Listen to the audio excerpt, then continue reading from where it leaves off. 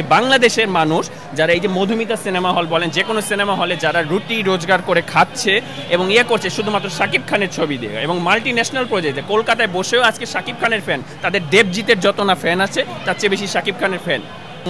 বাংলাদেশে আসলে কি আমি যদি বাংলাদেশে আমি ওই হিসাবটা করি যে আমি সাকিবিয়ান না, কিন্তু আমি শাকিব খানের ছবি দেখি, কারণ বাংলাদেশের ছবিকে আন্তর্জাতিক লেভেলে নিয়ে যাওয়ার জন্য আমি বলবো one and only Shakib Khan.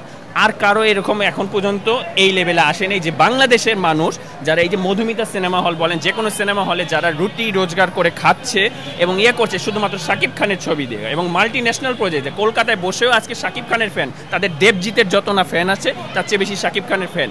আমরা এগুলো সার্চিং করে রিপোর্ট পেয়েছি, ঠিক আছে? তার মানে বাংলাদেশে একজনই গ্লোবাল স্টার বলা যায় শাকিব খান, এটা ট্রু 100%। আর হেটাররা অনেক কথা বলবেই, এটা মাথায় না নিয়ে দিয়ে আপনি হলে আসুন, হলমুখী করুন, ঠিক আছে? ঘরে বসে ইউটিউব দেখে বা ওই যে সিকান্দার আপনি সিকান্দার বা অন্য ছবিও রিলিজ হয়েছে ওটা না দেখে আপনি দেশি ছবি দেখুন। দেশি ছবি দেখলে দেশের মানুষের উৎসাহ হবে। কাহিনী নির্ভর ছবি দেখুন, বরবাদ কাহিনী নির্ভর ছবি, এটুকুই আমি বলতে চাই। আসলে এই বিষয়টা কিছুদিন আগে দেখেছি, ওই যে সাক্ষাৎকারে দেখলাম যে ওই যে সেন্সর বোর্ডের ছাড়পত্র পেতে, কিন্তু আপনি যদি খেয়াল করেন আমরা বরবাদ ছবি যারা দেখে এসেছি এমন কোনো সিনই নাই যেই সিনটা কাটার মতো। এখানে 100% সব সিন সঠিক এবং এটা একটা ফ্যামিলি নিয়ে এখানে ভায়োলেন্সের যেই সিনসটা আছে ওটাও এমনভাবে দেখানো হয়েছে যেতে করেন ওভাবে কোনো রিয়াকশন যেটাকে ইফেক্ট করবে না।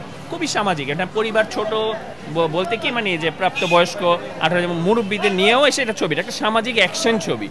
আপনারা যদি পুষ্পা দেখতে পারেন, আপনারা যদি কিল ছবি দেখতে পারেন, অ্যানিমেল দেখতে পারেন, তাহলে এখানে এটা কি, এখানে দেশের ছবি মূলত হচ্ছে আপনি আপনার দেশকে ভালোবাসলে দেশের ছবিটাকে কিভাবে আন্তর্জাতিক লেভেল, প্রয়োজনে প্রডিউসারদের সাথে কথা বলুন যে আমরা আরও উন্নত কিভাবে নিয়ে যাব দেশে।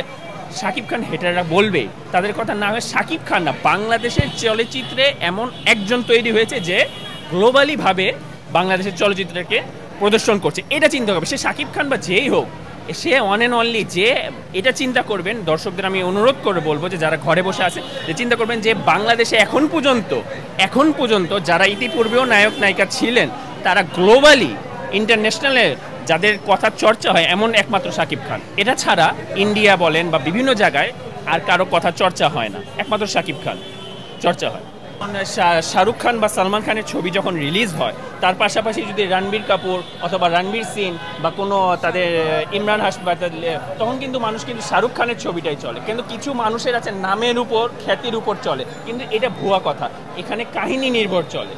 যেমন শাকিব ভাইয়ের যে ক্যারিয়ারের মধ্যে যে তুফান তাকে স্টার থেকে মেগা স্টার বানিয়ে দিয়েছে, ঠিক আছে? তুফানের লেভেল অনেক হাই এবং আমরা আশাবাদী রাখি যে আগামী কোরবানি ঈদের তাণ্ডব আসছে রায়হান রাফি ভাইয়ের এবং 2026 সালে তুফান 2 আসবে, এটা রায়হান রাফি ভাই বলেছে। আমরা ইনশাআল্লাহ করি এটা কাহিনী নির্ভর ছবি এবং খুব ভালো হবে। এবং আজকে বরবাদ দেখে মনে করে পয়সা ওসুল এবং একটা কাহিনী নির্ভর ছবি এবং খুবই ভালো। আমি দর্শক